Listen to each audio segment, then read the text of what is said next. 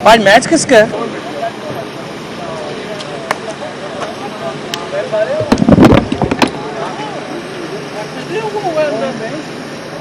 अस्सलाम वालेकुम सर, बड़ी देर कर दी मेरा आते आते। नहीं, भगा दिया, 5-15 पे भगा दिया वहाँ से, आप इससे भागते भागते हम 5-15 पे कहा था। 5-10। और से ठीक है आप? हाँ बनाओ, क्या हाल चाल? अल्हम्दुलिल्लाह। वो एक्चुअली अभी लेट हो जाना था और इसीलिए मैंने कहा जल्दी कर। बहुत अच्छा किया।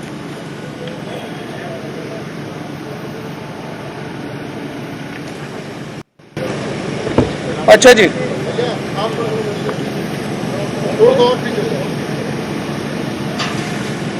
शुरू कर लें। आज मैच किसका है?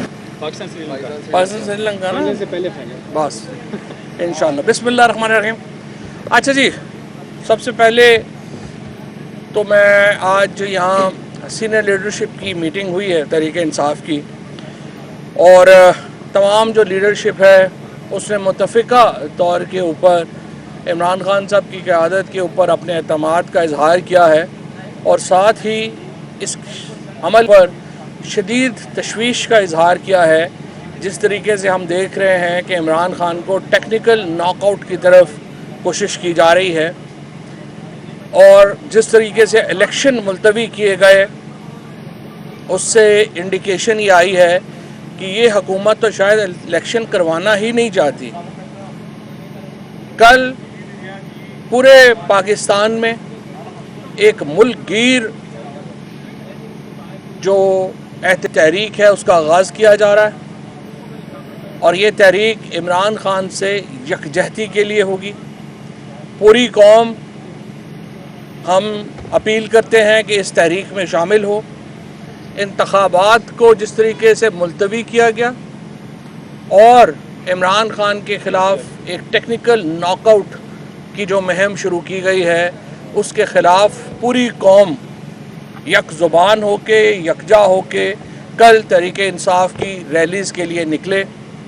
उसके बाद अगले हफ्ते से हम बिजली, तेल और खाने पीने की अशिया में जो महंगाई हुई है उसके ऊपर भी जो है वो बात करेंगे। लेकिन इस वक्त हमारा जो वो फोकस है वो -1 का जो एक फार्मूला चलाया गया है, और जिस तरीके से कल इलेक्शन कमीशन ने ये इस मामले के ऊपर जिस तरह इलेक्शन किए हैं उससे तक़वियत है इस सारे मामले को, और हम उसके ख़िलाफ़ एक मुल्की तहरीक चलाने के लिए जो है वो जा रहे हैं। पाकिस्तान में जो इस वक्त हालात हैं वो सियासी हालात पहले ही बहुत दगरगूं हैं। पाकिस्तान के सियासी हालात पहले ही बहुत मुश्किलात का शिकार हैं, और हम ये देख रहे हैं कि कैसे वक्त में जब मुल्क में सया हुआ है, जब पाकिस्तान का एक बहुत बड़ा हिस्सा पानी के नीचे है, उस वक्त इमरान खान के खिलाफ टेररिज्म केसेस किए जा रहे हैं, उनके खिलाफ मुकदमे बना के उनको नाअहली की तरफ ले जाने की कोशिश की जा रही है, और मुल्क को इंतखाबात से दूर करने की कोशिश की जा रही है। जिन हलकों में इंतखाबात मुलतवी किए गए उनमें से किसी हलके में भी सैलाब, और उसके बाद जो ड्रामा किया जिस तरह आपने देखा बिलावल भुट्टो ने कि उन्होंने अपनी ही हुकूमत जिसकी सिफारिश के ऊपर, जिसकी रिपोर्ट के ऊपर इलेक्शन कमीशन ने इंतखाबात मुलतवी किए, वो कह रहे हैं जी इलेक्शन नहीं मुलतवी होने चाहिए।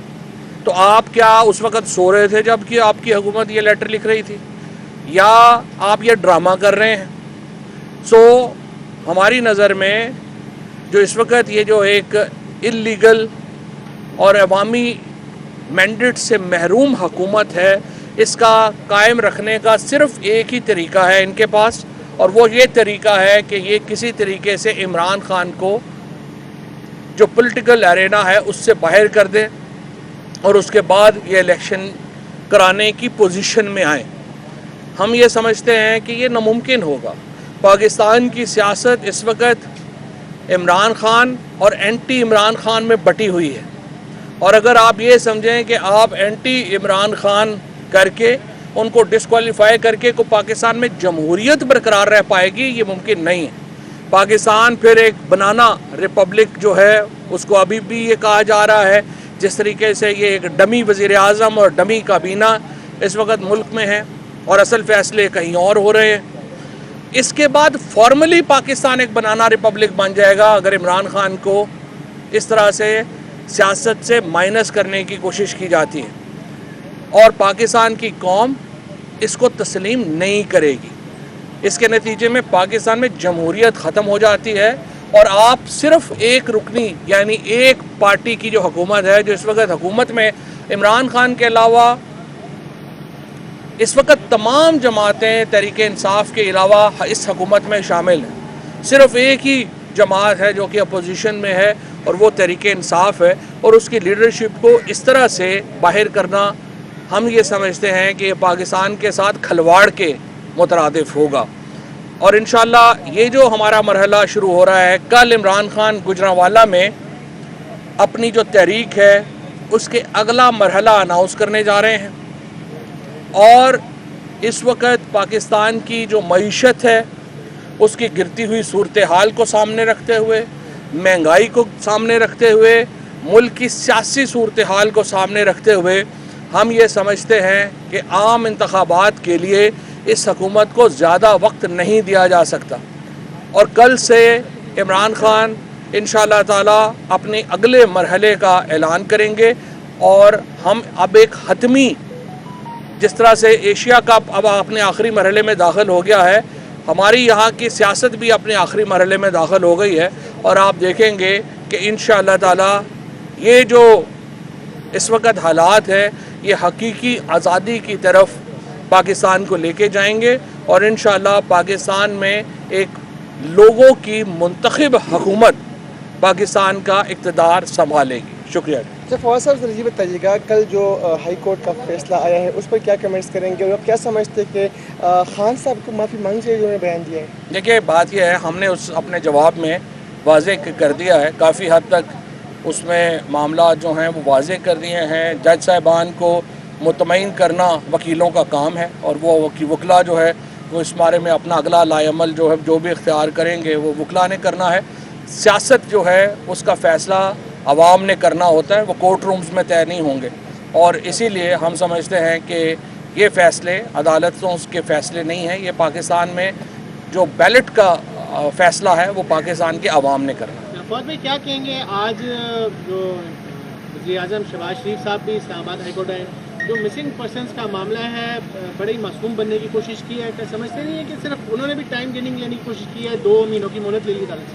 सबसे पहले तो मैं बड़ी मज़म्मत करना चाहता हूँ आज जिस तरह से शहबाज शरीफ साहब के जो सिक्योरिटी स्टाफ है उसने जो सहाफ़ियों के साथ बदतमीज़ी की और एक सहाफ़ी जो है वो तो उनको गाड़ी के नीचे ही दे दिया गया, दूसरे को ज़दोकोब किया गया और इस तरीके से उन्होंने एक अदालत के अंदर जो कुछ किया मुझे नहीं समझ आती। कल जब जो हमारे स्पीकर पंजाब असम्बली, वज़ीर आला खैबर पख्तूनख्वा, पूरी काबीना पंजाब की और खैबर पख्तूनख्वा की वो सड़क के ऊपर खड़े रहे और रजिस्ट्रार साहब ने बकौल पुलिस के इजाज़त नहीं दी उनको अंदर आने की, तो मुझे नहीं समझ आती तो फिर जो सारी वज़ीर आज़म की सिक्योरिटी थी उसने कैसे कोर्ट रूम को पूरे को टेक ओवर कर लिया?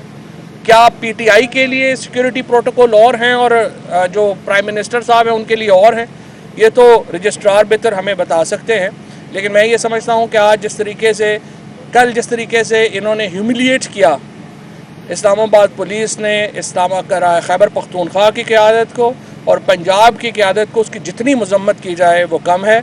और अगर आप अपने इलेक्टेड लोगों की इज़्ज़त नहीं करते और आप समझते हैं कि इस तरह से जो शहबाज शरीफ आए तो फिर तो पूरी अदालत की सिक्योरिटी उनके हवाले कर दें और जब पंजाब और केपी की कैबिनेट्स और चीफ मिनिस्टर्स आए तो उस वक्त आप कहें कि जी आपका कोई इशू नहीं है, आपको अंदर आने की इजाज़त नहीं दी जा सकती और किलोमीटर्स दूर उनको खड़ा कर दें।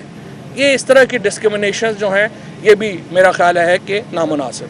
फवाद साहब बताइएगा कि पंजाब असम्बली की एक मरतबा फिर तहरीक चली हुई है क्योंकि मुनारफ अराकीन की कोई बातें चल रही हैं कि इनमें कोई सच्चाई भी है या कोई ऐसी चीज़ें चल रही है? वाकई कुछ लोगों ने हमें बताया है कि उन्हें रब्ता किया गया, उन्हें बुलाया गया और उनसे कहा गया कि आप अपनी वफादारियाँ तब्दील करें, लेकिन इस वक्त तक तमाम जो लोग हैं वो फर्मली खड़े हैं।